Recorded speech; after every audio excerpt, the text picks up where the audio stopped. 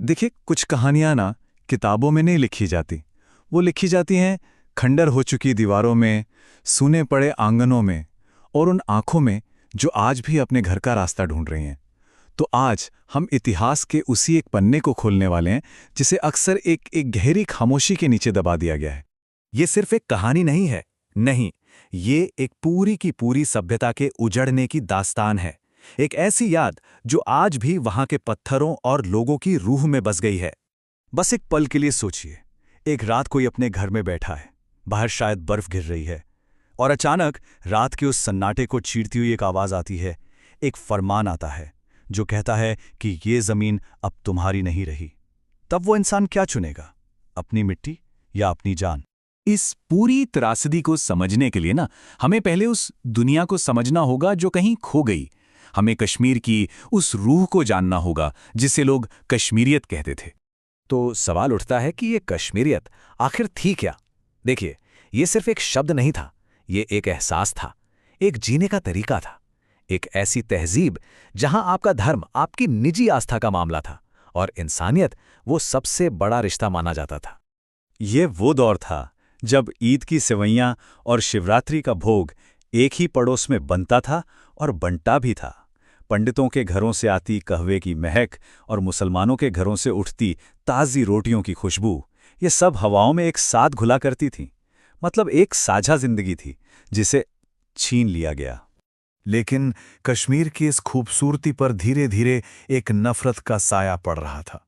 ऐसे बीज बोए जा रहे थे जो इस जन्नत को बिखेर कर रख देने वाले थे।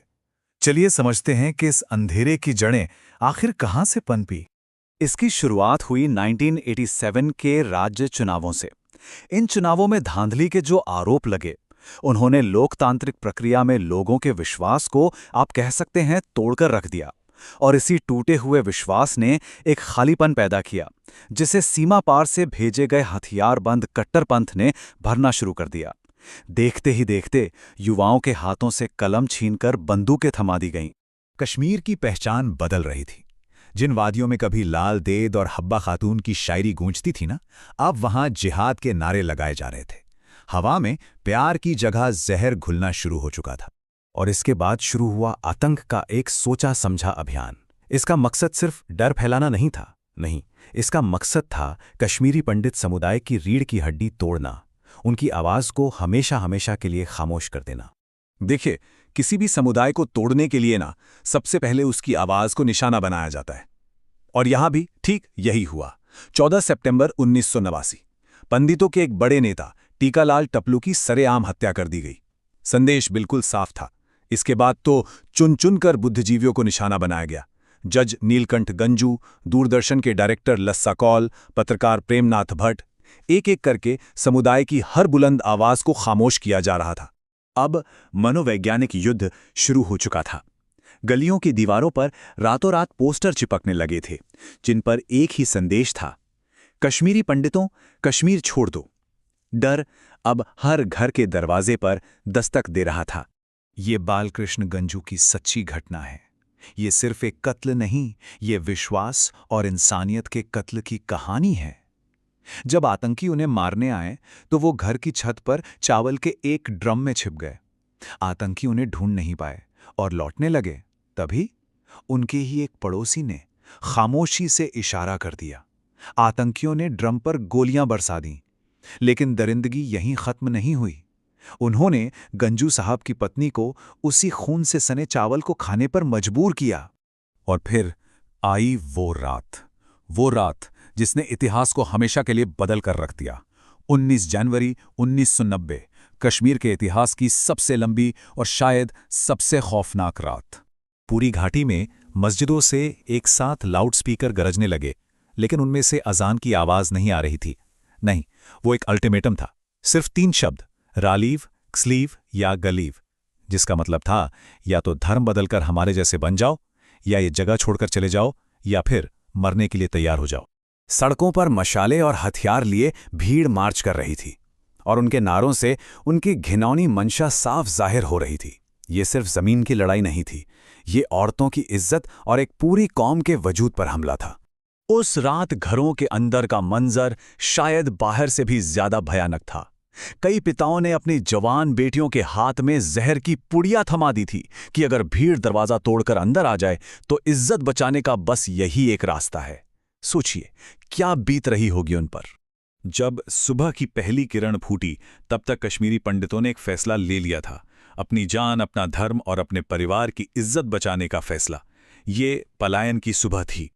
जरा ये संख्या देखिए, 3.5 लाख से ज्यादा लोग रातों रात अपने ही देश में अपने ही घर से बेघर हो गए।